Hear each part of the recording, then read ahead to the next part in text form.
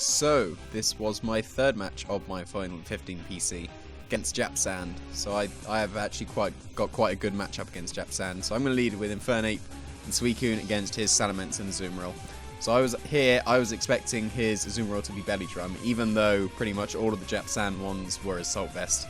Don't know why I thought it would be Belly Drum. So I thought I'd go for a very stylish play, which didn't actually turn out to be very good at all. So I'm going to go for the Fake Out onto the Salamence, and hoping he Belly Drums with his Azumarill. So I'm going to get the Fake Out off, stopping any sort of Hyper Voice, and I'm going to Roar this Azumarill. And he ends up actually knocking off my Citrus Berry, which is quite bad, and I'm going to Roar away his Azumarill, hoping that he had Belly Drums and wasting his Citrus Berry, which didn't work out so well.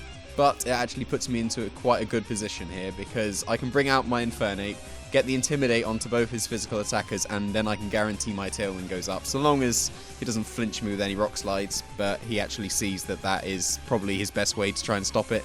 And I thought, well, I didn't know, I thought that I would live a Rock Slide and a Hyper Voice with a normal Salamence, and I actually hang on with 4 HP, which was closer than I was hoping because it was a Life Orb.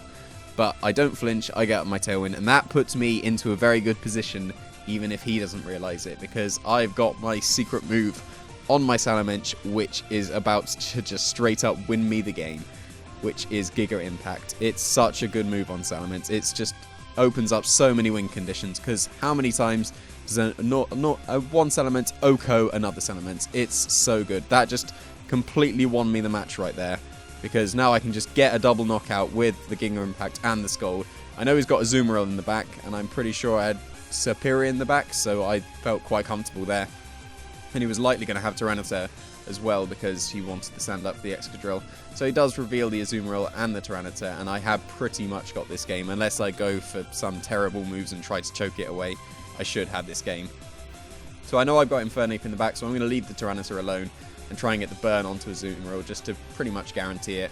And I do actually get the burn onto Azumarill, which is really nice. And he is able to pick up the double knockout with the Rock Slide, which doesn't really matter, because that actually gives me the free switch into my Infernape and my Serperior in the back. So I can just obviously just go for the Leaf Storm onto the Azumarill and the Close Combat onto the Tyranitar, and then I won the match. But I don't know what I was thinking about in the next turn.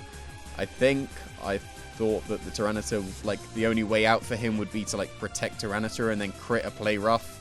I have no idea what I was thinking here, because obviously the Tyranitar scarfed what Japsand Tyranitar wasn't. I have no idea why I fake out this Azumarill and go for the Leaf Storm. I should have straight up just gone for the Close Combat onto the Tyranitar, and the game was over.